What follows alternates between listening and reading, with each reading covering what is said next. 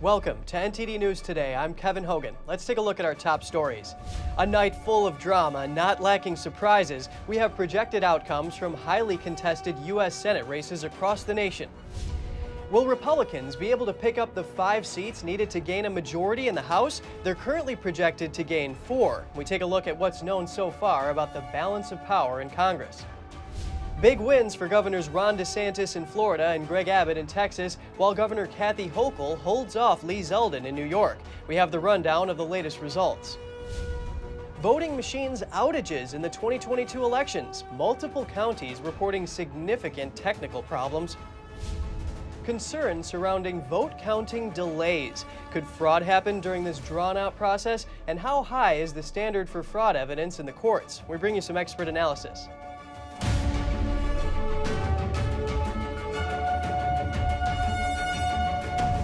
It's the day after midterm elections, and there's a lot going on. There were 35 seats at stake in the Senate, all 435 seats in the House, and 36 governor seats. And we'll also be taking a look at the balance of power in Congress. Results are still coming in, but here's what we know right now. First, let's look at the outcomes of some of the most highly anticipated Senate races. As of right now, both Democrats and Republicans control 49 seats.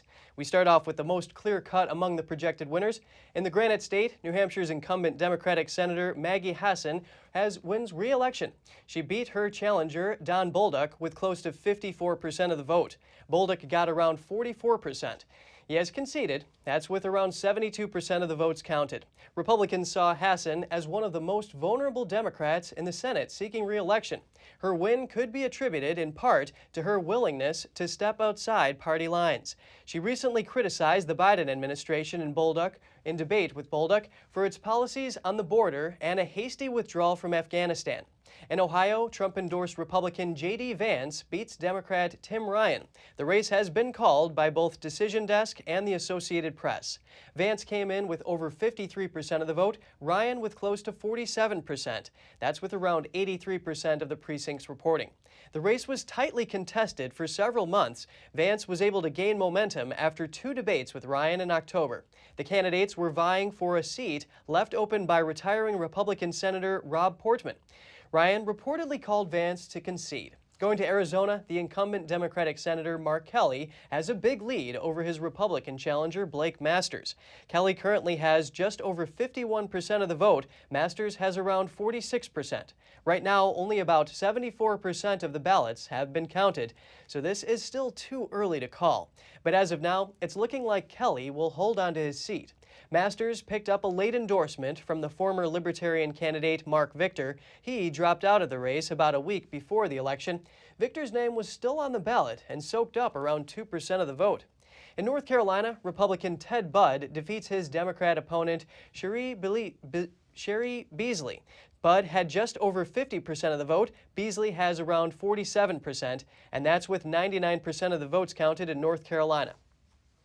Next, let's take a look at Wisconsin and Nevada. Democrats were hoping to flip the Wisconsin seat held by incumbent Republican Ron Johnson.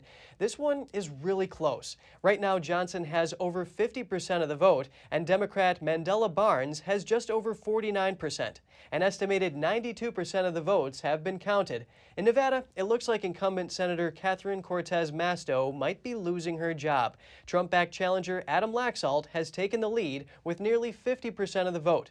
Cortez Masto now has just over 47%. Around 87% of the ballots have been counted so far. So stay tuned to find out what happens. This outcome could change.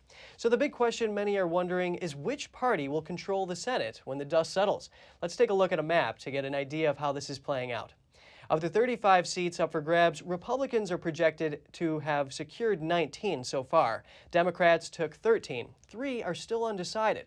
Projected results show Republicans controlling 49 seats. Democrats are sitting at 48 seats.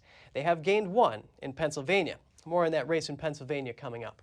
And here's a look at some important races for governor. Several high-profile candidates were on the ballot, from Governor Ron DeSantis to Governor Gretchen Whitmer.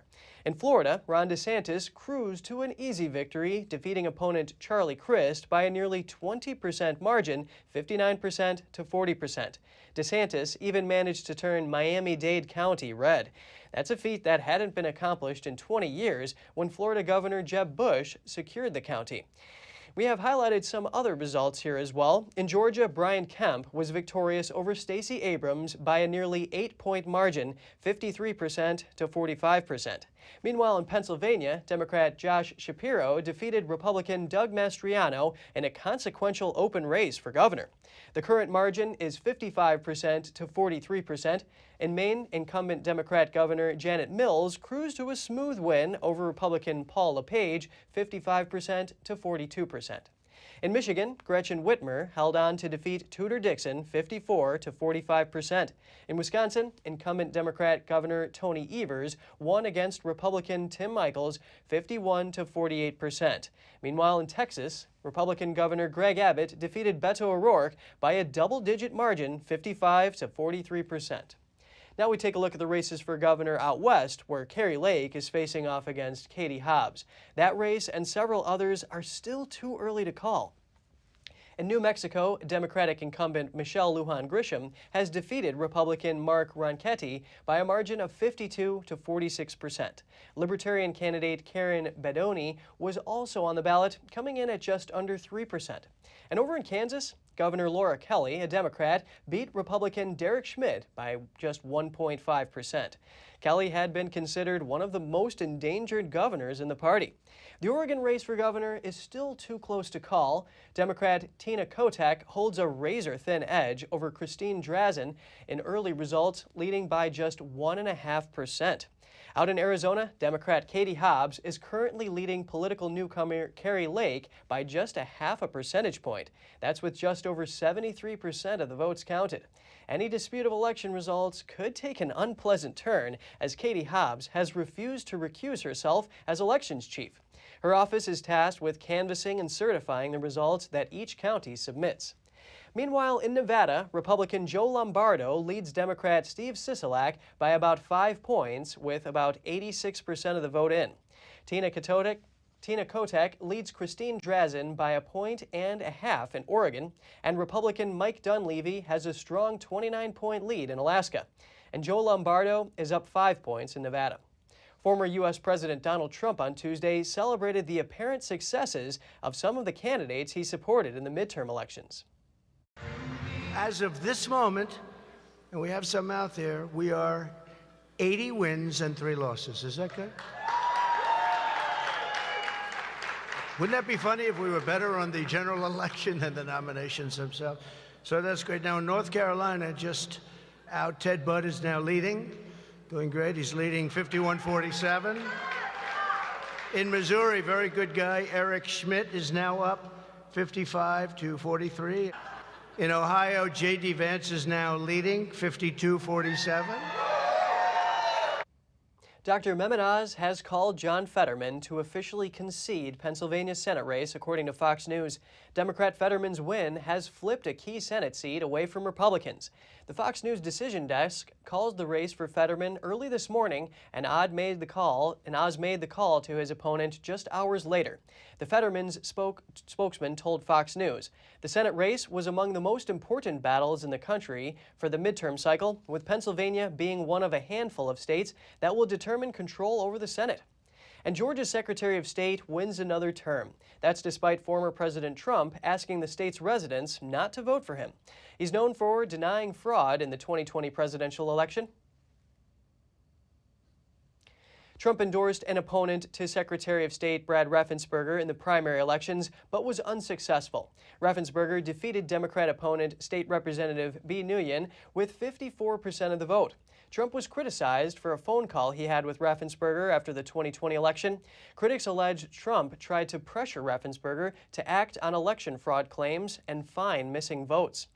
Trump denied he said anything inappropriate in the call. President Biden is also no fan of Raffensperger. He and Georgia Democratic gubernatorial candidate Stacey Abrams previously criticized him over state voting policies. Georgia's U.S. Senate race is one of the most closely watched in the nation. Incumbent Democratic Senator Raphael Warnock is in a tight race with Republican challenger Herschel Walker.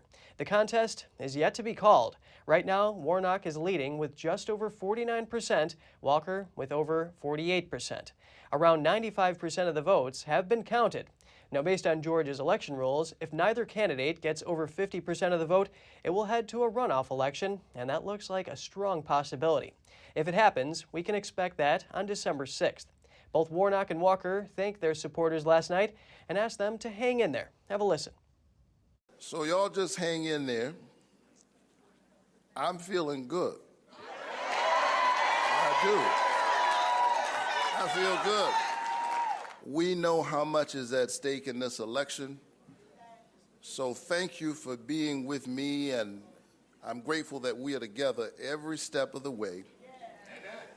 And if you can hang in here for just a little while longer. Just hang in there a little bit longer, because something good, it takes a while for it to get better. And it's going to get better. So I wanted to thank you guys for hanging in. And if some of you have to go home, you can wake up tomorrow morning and see that the new senator for the great state of Georgia is Herschel Walker. A quick zoom in on Texas next. Republican Governor Greg Abbott has won a third term there. Abbott has backed conservative policies, including opposing COVID-19 vaccine and mask mandates. He also signed the strongest abortion ban of any U.S. state and has bused thousands of illegal immigrants to Democratic-controlled parts of the United States since April. Speaking of law enforcement, we've got to fully fund our law enforcement officers and give them the respect they deserve.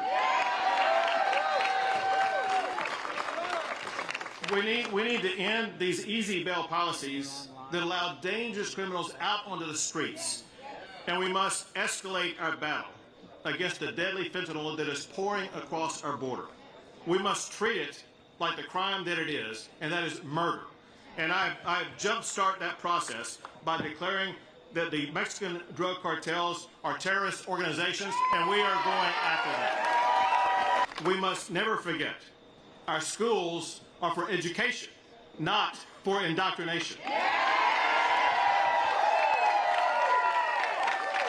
Schools must stop pushing political agendas and get back to teaching the fundamentals of math and science and reading. But more important than all of that, our students need to be taught why and how the United States of America began with literally nothing and went on to become the best country in the history of the entire world. That is what they need to be taught. Senator Marco Rubio and Governor Ron DeSantis have won their respective races in Florida. Rubio came in at over 56% of his Democrat opponent Val Demings' roughly 42%. DeSantis secured a dominant victory over Democrat Charlie Crist. He beat Crist by a nearly 20-point margin, 59 to 40%. That was the widest margin in a Florida gubernatorial race since Jeb Bush won by nearly 13 points in 2002. His re-election to a second term bolsters his rise as a prominent GOP star with potential White House ambitions. He framed his candidacy as a battle against what he characterizes as the woke agenda of liberals. The host of American Thought Leaders, Yanya Kellick, has more from Florida. Now, we're still tallying the votes, but it's clearly apparent that this election we will have garnered a significant number of votes from people who may not have voted for me 4 years ago. And I just want to let you know I am honored to have earned your trust and your support over these 4 years. We have embraced freedom. We have maintained law and order. We have protected the rights of parents. We have respected our taxpayers, and we reject woke ideology. We fight the woke in the legislature. We fight the woke in the schools. We fight the woke in the corporations. We will never, ever surrender to the woke mob. Florida is where woke goes to die. While our country flounders due to failed leadership in Washington, Florida is on the right track. I believe the survival of the American experiment requires a revival of true American principles. Florida has proved that it can be done. We offer a ray of hope that better days still lie ahead. Now, thanks to the overwhelming support of the people of Florida. We not only won election, we have rewritten the political map. Thank you for honoring us with a win for the ages. So I'm here with Helen Ferre, the executive director of the Republican Party of Florida. And she is a proud Hispanic, and we're going to talk about the Hispanic vote. I think that's what we need to talk about here. Well, the Hispanic vote definitely was significant in flipping Miami-Dade County, which is the largest county in Florida. We have seen that Miami-Dade County, for the first time in decades, has voted red, and that's a direct result of Governor Ron DeSantis. Why do Hispanics like and support Governor DeSantis? Because they have lived through socialism and will not relive that story again. Governor DeSantis has been a fierce defender of individual liberties, and the wokeism that the left has brought to our country is totally unacceptable. Governor DeSantis, without being Hispanic, has really reached out and spoken to the Hispanic community in a way that raises enthusiasm. It's the difference between this election and other elections is that you are voting enthusiastically for a leader.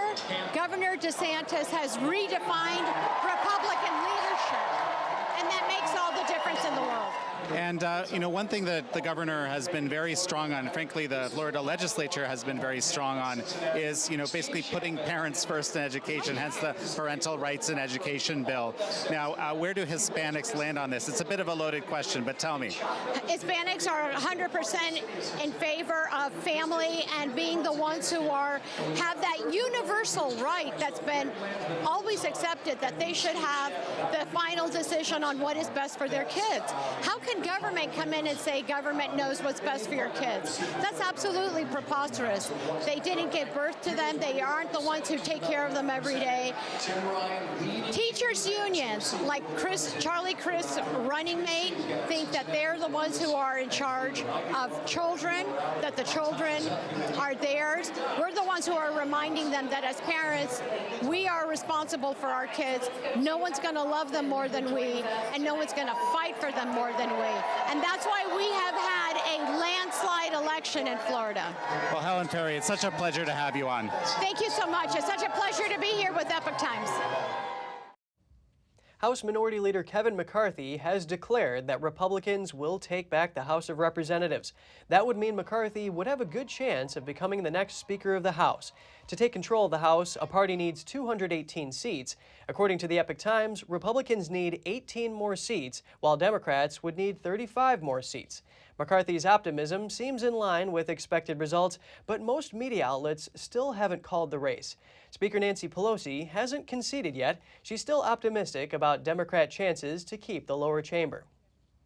Next, we hear from an analyst on concerns surrounding delays in the vote counting process and efforts some states made to secure their elections.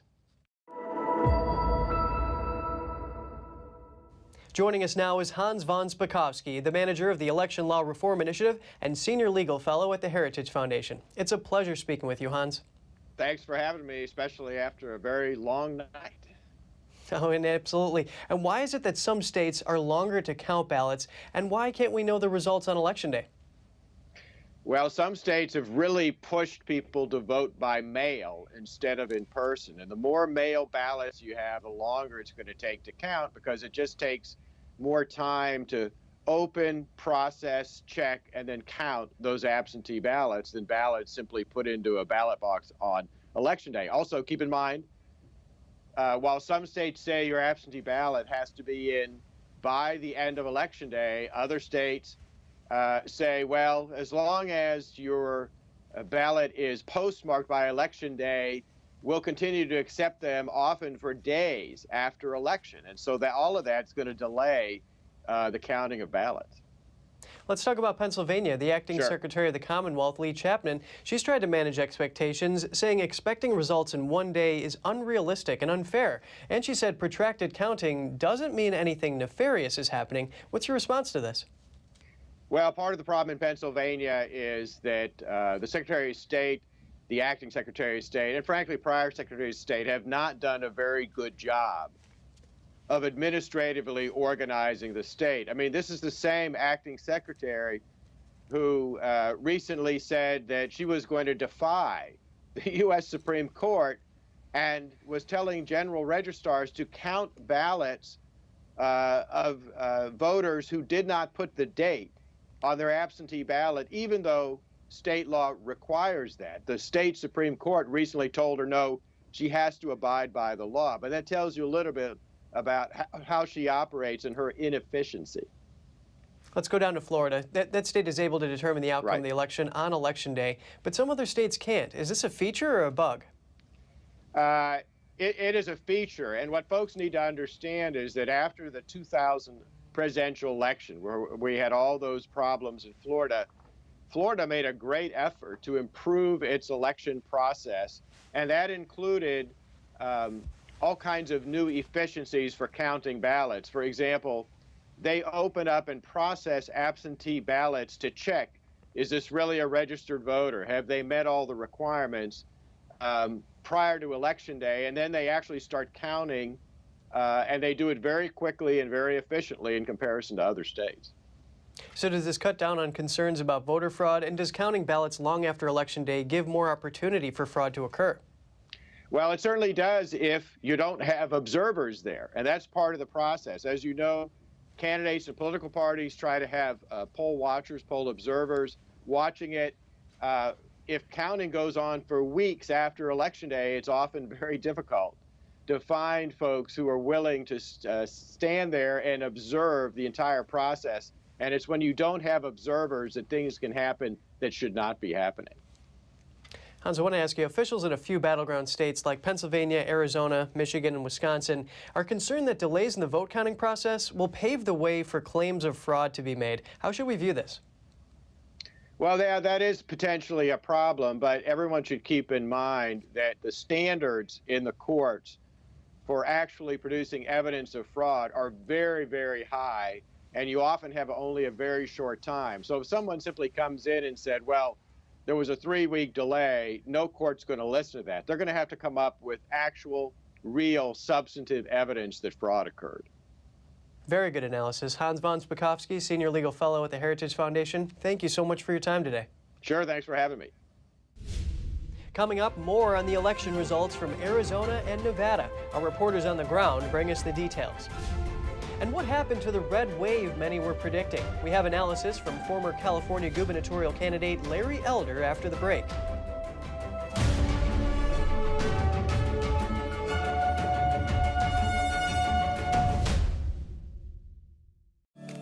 Welcome to RenBiz.com, the education and career program where parents rule. We replace public schools and universities. We are for ages 6 to 100. Never any big student loans with us. You graduate with a traditional diploma, a university degree, and your own family business.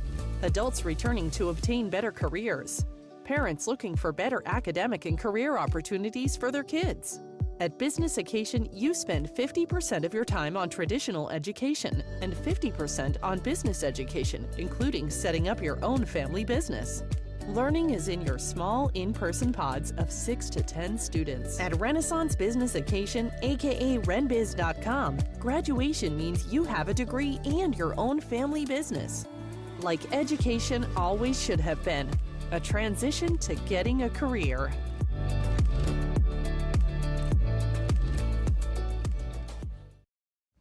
Welcome back. Trump administration press secretary Sarah Huckabee Sanders wins the race for Arkansas governor and makes her the first female governor of the state where her father also served as governor. In her victory speech, she spoke of her father's greatness as governor of the state, yet said she hopes to outdo him.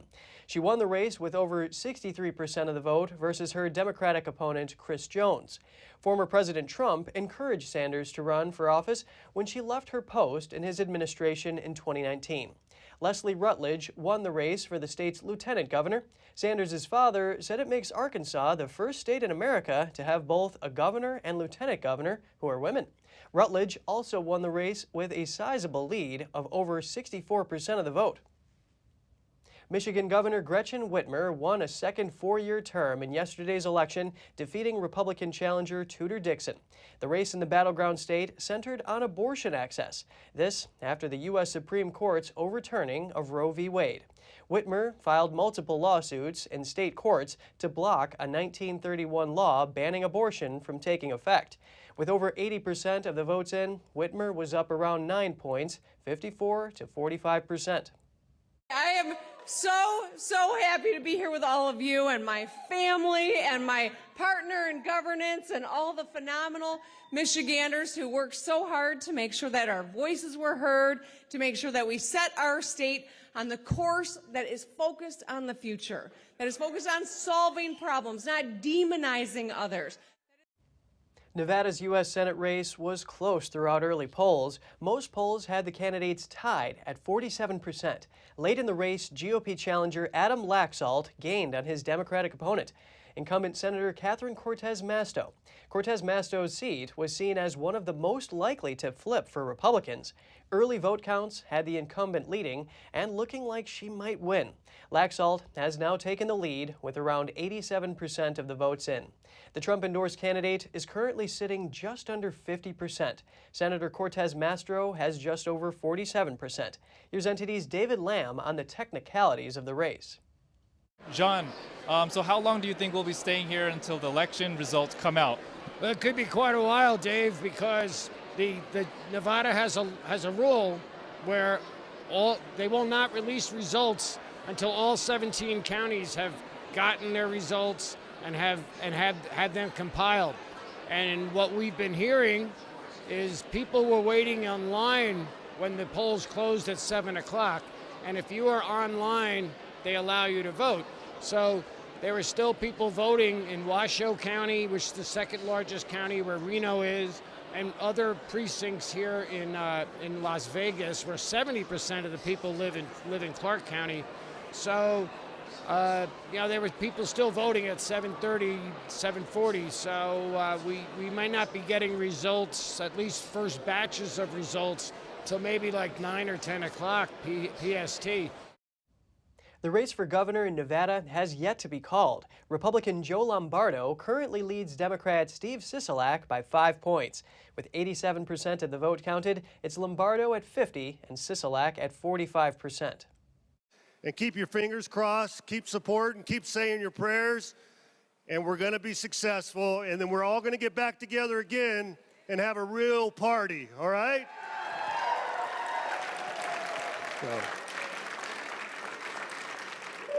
So every one of you, please thank each other for all the work you've done in this campaign, for myself, Adam Laxalt, and everybody else on the ticket.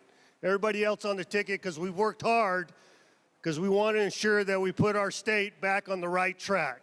Because we can all agree we're going in the wrong direction. We spoke with Nevada voters on Election Day to hear their sentiments. Here are some of the thoughts and concerns they expressed. Well, I'm a little bit suspicious of the entire voting process as it stands right now, but I voted. The advent of computer-controlled voting opened the door to computer-controlled cheating. I feel pretty good. I would like pretty much for everybody that's already in office to stay in office so that we can continue to progress and do well for the state. The Republicans are actually trying to connect with the minority population and to better understand their values and actually co-align with them. Concerned with the issues like the economy, the border, the violence. It could take days or even weeks for Arizona to announce winners in tight races. Under state law, election officials have until November 28th to finish counting. The county with the most people, Maricopa County, had nearly 2 million people request early ballots. If they drop them off last minute, those ballots will need to be verified before they can be added to the results. The county expects to start processing those last-minute ballots today. The county's election director told the Arizona Republic he expects to report 98 to 99% of the ballots by Friday, and if the races are really close, half a percentage point. That'll trigger an automatic recount. The Maricopa election director said the entire recount process could take until the end of December. After falling behind early, Kari Lake has made a strong surge back in the race for the governor's chair in Arizona. Her opponent, Katie Hobbs, is hanging on to a lead, which is now under 1%. She was previously up by 12 points. What brought you out to Chandler to vote in person today? Yeah, it's the only way I like to vote. I don't really trust. I have trust issues with the voting system since the last presidential election. And did you experience any voting irregularities while you were in there? Everything was pretty orderly, and the people that were working the booths and everything were quite knowledgeable and helpful. What brought you out to do in-person voting today? I don't know. I've always done in-person voting. It just feels normal. Yeah, I don't know. I guess, I don't know. There's something about actually writing it down that feels good for me. I needed to vote in person to feel a little more secure about the voting process and confirm the integrity of this election, because I'm suspect of some ballots that were being mailed out to Maricopa voters that were federal-only ballots that were incorrect because we have inaccurate voter rolls. What is the most important issues to you guys voting in Arizona? To me, the border. To me, there's nothing more important than the border, than people being able to come in illegitimately and not go through the correct process. Don't mind people coming in. We don't mind new citizens, but having people come in that are unchecked is a big security concern, I think, to everybody. Over to our host in the LA studio, Siamak Karami speaks with a political analyst about progress in the Arizona governor's race. We are here in our California studio. We are watching the West Coast races here. And today in the studio, I have Craig Kashishian, who's a pollster and political analyst who did polling for President Reagan. Great to have you, Craig.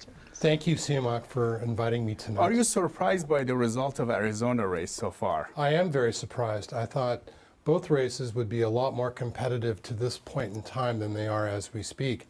Now, we must say that there is some dysfunction in the polling, in the voting procedures in Arizona today, which may have queered the results to date. But nonetheless, I thought that Kari Lake and Blake Masters were truly robust candidates. And so far, from what I've seen, they're underperforming. And Katie Hobbs is actually a Secretary of the State for Arizona, so some of the election she's under Katie's supervision, right? That's true. She is indeed. But Katie Hobbs, I thought, made a strategic mistake. She didn't want to debate her opponent, and that doesn't benefit the citizens of Arizona when both candidates are not debating in a very crucial election with issues so temperamental as they are today. So I thought Katie Hobbs did the voters of Arizona a massive disservice. That should have really counted against her. As fate would have it, I'm both a trial attorney by training and also a pollster and political analyst. I see litigation here in action for quite the while. And I can understand why. I mean, what I just heard was quite disturbing. The fact that voting machines, after the irregularities of 2020, Arizona should have had its voting system mastered by now, so there wouldn't be any controversy. Instead, there is massive controversy as we speak. The vote seems to be frozen at, 51 or 52% as we speak. That is not a healthy result at this time, and it's certainly not fair to the citizens of Arizona. Now, do you think these results will get a lot closer as we get to see the full result of the race? Of course they will. But nonetheless, a 16-point gap at this point in time is still substantial. It takes a lot of heavy lifting for that bridge to be mounted. Historically, the party of a first-term president loses ground during the midterm elections. This, along with other factors, had many pollsters and analysts predicting a red wave or even a tsunami. Right now, the GOP has picked up a few seats in the House, and the Senate is still a toss-up. Cindy Drukier from NTD's The Nation Speaks got some analysis from Larry Elder, the host of The Larry Elder Show. He says the expected red wave did not materialize. Look, I'm flabbergasted. It seems to me 40-year inflation, Crime through the roof in many cities. Philadelphia is setting records for homicide. Soft on crime Democrats. At least 2 million people illegally in this country because of the borders. It seems to me that it was all teed up, all lined up, a perfect storm for Republicans to do really well. So I'm very, very surprised. I just think the polls have become increasingly unreliable. I don't think people trust them. I think people don't tell them the truth. And I think it's hard to poll people when people are on cell phones. So I just think increasingly they're unreliable.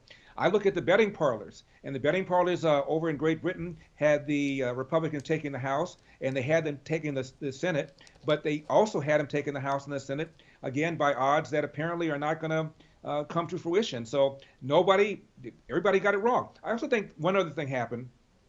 In the last few days, the numbers came out for jobs, and there were about 250,000 jobs created, and also the GDP grew by 2.6%. So I think people were feeling a little bit better about the economy, and that is the issue that most people say is their number one concern.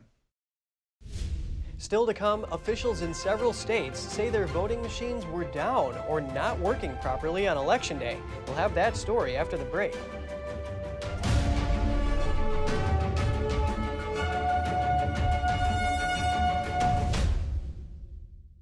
As Americans, it seems like other people have been telling us what to do, how to live, and how to think. But that's not how we founded the greatest nation on earth. During times of powerlessness, we found power. And we found power through taking action. Through action, we find solutions. And through solutions, we find freedom. The supply shortage has made it harder than ever to keep your shooting skills sharp at the range.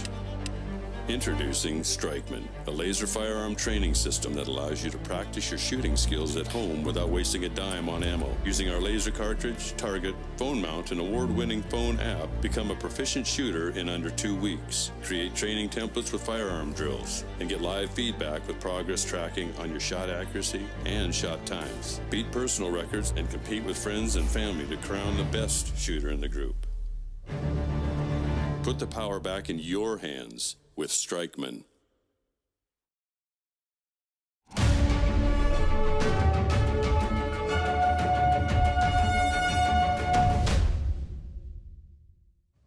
Good to have you back with us. Officials in several states say their voting machines were down or not working properly on Election Day. One of those locations was in Maricopa County in Arizona.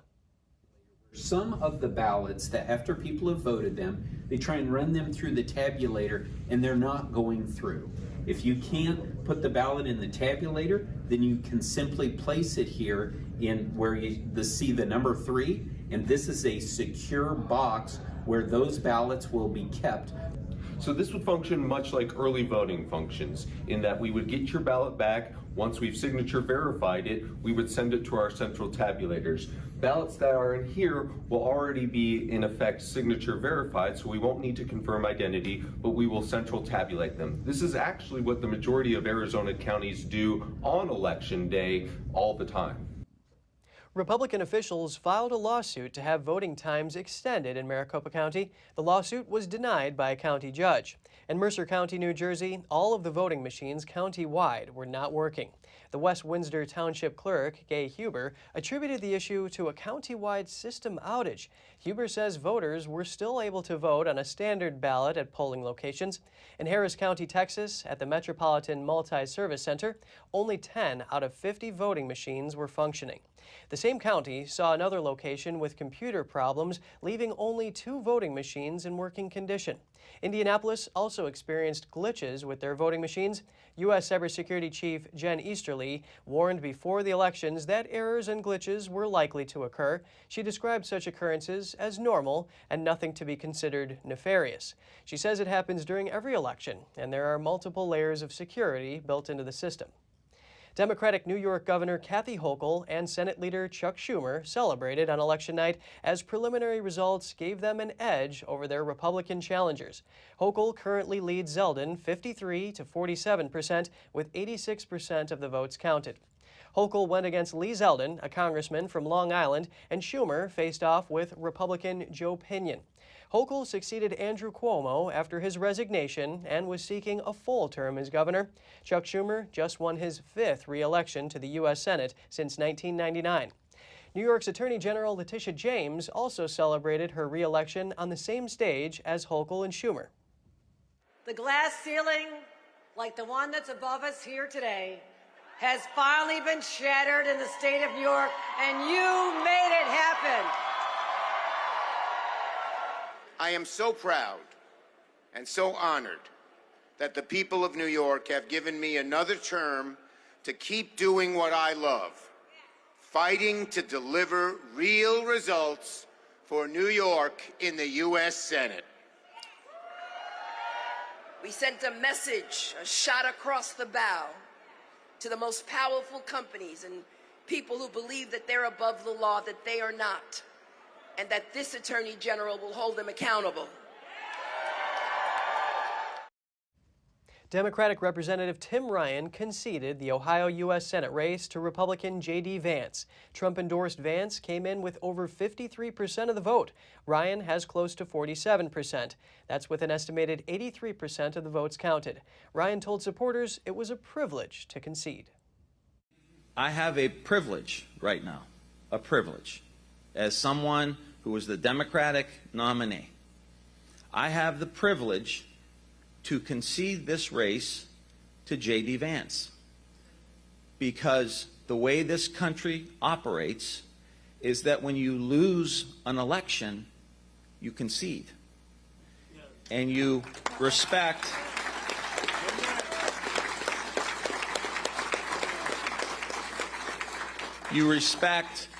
the will of the people. To the people of Ohio, I want to say something. I know, of course, we won a very good victory, and I'm very proud of it.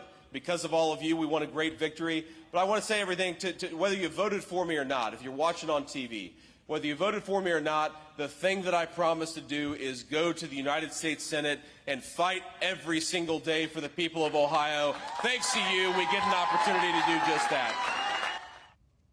Edison Research projects that Republicans have flipped 4 Democratic seats in the U.S. House, 1 fewer than they would need to capture a majority. But that number could change, as 100 of the 435 House races have yet to be called, including some with vulnerable Republican incumbents. And dozens of Latino charros, Spanish for cowboys, rode to the ballot box on horseback yesterday in Phoenix, Arizona. The ride was organized by Poder Latinx, a nonprofit that aims to galvanize Latino voters in battleground states. The convoy was held in a predominantly Latino part of Phoenix. The route was about 3.5 miles long. It went from a rodeo in a suburb to a church next to a ballot drop-off location. That's where members of the convoy who had not yet voted dropped off their ballots. I think now is one of the Latino voters has been talked about as being one of the most important votes, one of the growing demographics around the country, and I think this is one of the opportunities that we have with our community in organizing them and bringing them out to an event and just showing a little bit of our heritage, but also making sure that our voices are heard, our Latinos. This is a celebration of our democracy, and we were motivating, encouraging, empowering our community to come out and vote today on Election Day for those that hadn't voted. That's all for today's program. We're really glad to have you with us. Please send us an email if you'd like to tell us something. We're going to put it on screen. For podcasters, that's news.today@ntd.com. I'm Kevin Hogan, NTD News, New York City.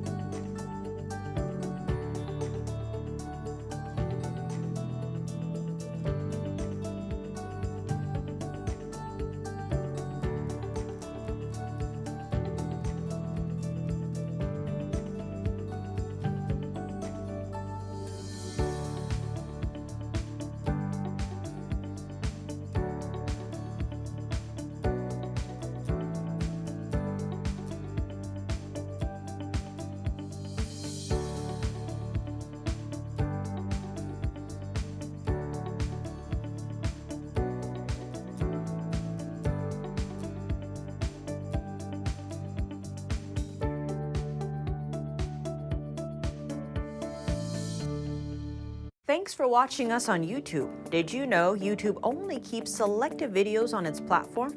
So if you want to make sure you get the full picture, just subscribe to our newsletter. Go to newsletter.ntd.com and sign up. It's free.